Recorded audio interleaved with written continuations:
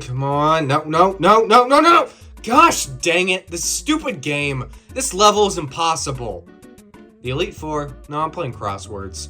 Can think of the word melon. I love playing a good video game. Nothing hits quite like being totally immersed in the world of a game. The controls become second nature, and you're just plowing through the game. But then there's that one freaking level that ruins everything. We've all had that one dumb level we've had trouble with. Either you couldn't figure out what to do, it's just too tedious, or just plain unfair. Complaining about bad parts in video games is the national pastime. Without some guy getting mad over Castlevania 2, I wouldn't be here. But when we're caught up in the moment of a bad level, we tend to exaggerate how awful it is. There is a lot of infamously bad levels, but are they actually that bad? Or a bunch of people just not pro gamers like me?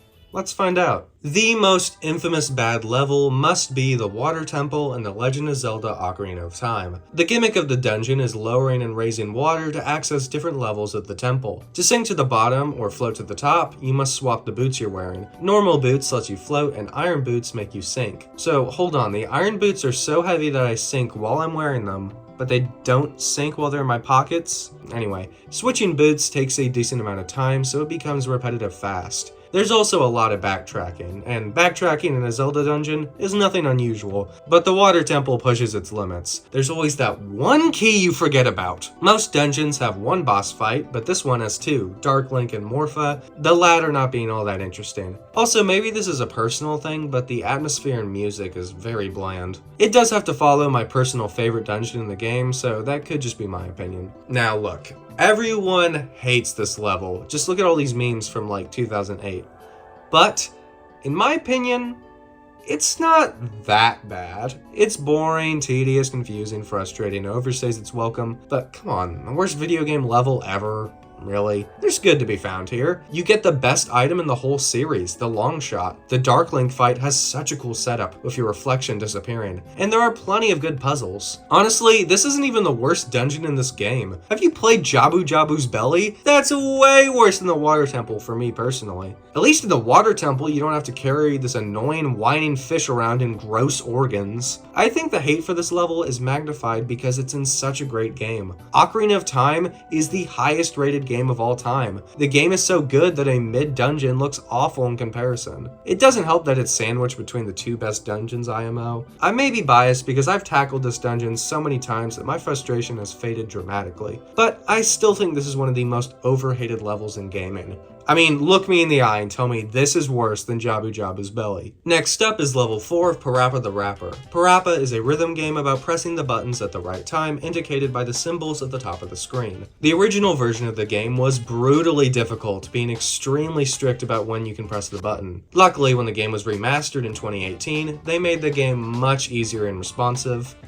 Well, except for one level. Level 4 still has the same difficulty from the original, which makes it unreasonably harder than all the other levels in the game. It's like solving 3 basic addition equations and then an advanced algebra problem. Also, this is one of the 6 levels in the game. 6! It's not like there's 100 other levels to make up for it. This is like 17% of the game. It doesn't help that this level also has some of the weakest lyrics of any songs in the series. I mean, does anybody hear, "The other day, I was called a little turkey, but I'm a chicken, got it, you beef jerky," and go like, "Oh yeah, bars." This level lives up to the hype. It's pretty bad.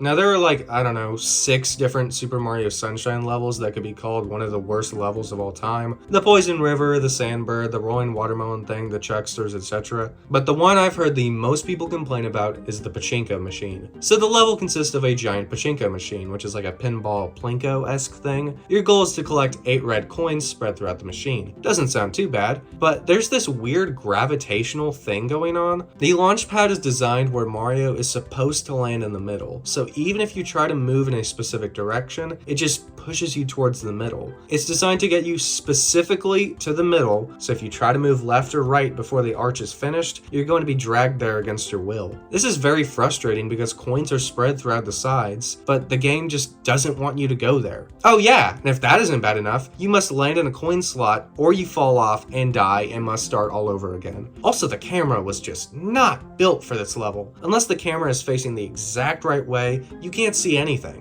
It's like playing pinball with the perspective of the ball. After replaying the level, yeah, it's as bad as they say. The level shoots you wherever it feels like. Unless you know the warped mechanics of this level, you're going to be thinking you're going crazy. I can certainly say this level is horrible. Arkham Asylum was a landmark game of the generation and still acts as a great example of what a AAA game should look like. Whether it's the satisfying free-flowing combat or stealthily picking off henchmen one by one, you're bound to have a blast. As much as I love replaying this game year after year, there is always that one level I groan at the thought of redoing, Killer Croc's lair. Batman heads down to Croc's waterlogged maze to find some spores to make an antidote. There are these wooden planks to walk across, but walking too fast will send waves through the water, giving up your position to Croc. So most of this level is just walking slowly, gathering spores. Occasionally Croc will abruptly jump out of the water, but instead of an epic boss fight to test your skills, you just throw a batarang at his electric collar and he gets knocked down. Now, I will admit, on a first playthrough, this can be a nice change of pace with more pressure and tension, but when coming back, it loses its novelty. I constantly replay this game, and having to slowly drudge through this place is never as fun as other parts of the game. I think calling this one of the worst levels of all time is a bit harsh, but it is a textbook example of a pace breaker in my opinion. Another one of my favorite games is up next with Castle Crashers, a 2008 indie star of the Xbox 360 generation that is still beloved and inspiring others to this day. The game is a side-scrolling beat-em-up inspired by games like Double Dragon. There are plenty of great levels from Medusa's Lair to The Wedding, but one sticks out in a bad way. The level Full Moon is unanimously the trickiest level in the game. The level is swimming in some of, if not the toughest enemies in the game, the stove faces. Why are they so difficult? Well, a key feature of Castle Crashers combat is something called juggling. Juggling is when you perform consecutive attacks on an enemy to keep them in the air, keeping them vulnerable. But these stove faces are some of the enemies in the game that are unable to be juggled, well, at least not anywhere near as easily. The level is the hardest, no doubt, but if you can make it past the boulders and the beefy stone faces with enough health, it shouldn't be too bad.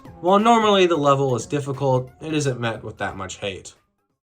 That is until you get to the Insane Mode. Insane Mode has all enemies' health increased by 10, along with their attacks increased by 10.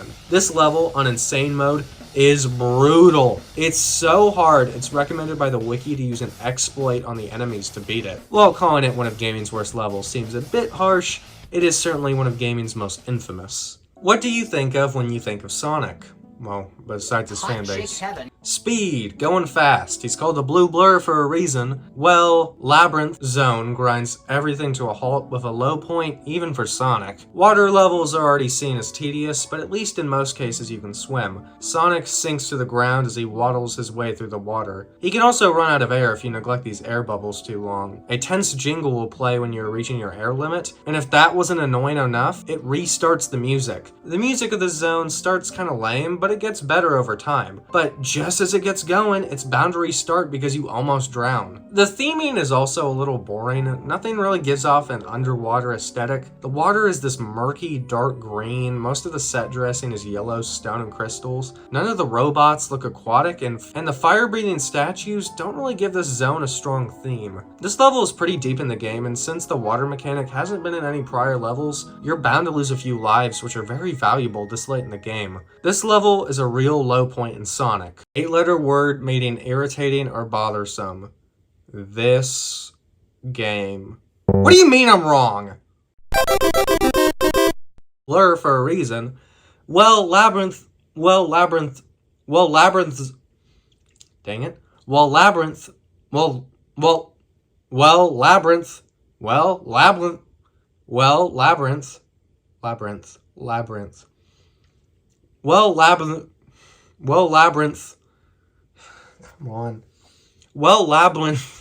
Come on. Labyrinth. Come on. Labyrinth. Labyrinth zone. Labyrinth zone. Labyrinth. Come on. Labyrinth. Come on. Come on. Labyrinth. Labyrinth. Labyrinth.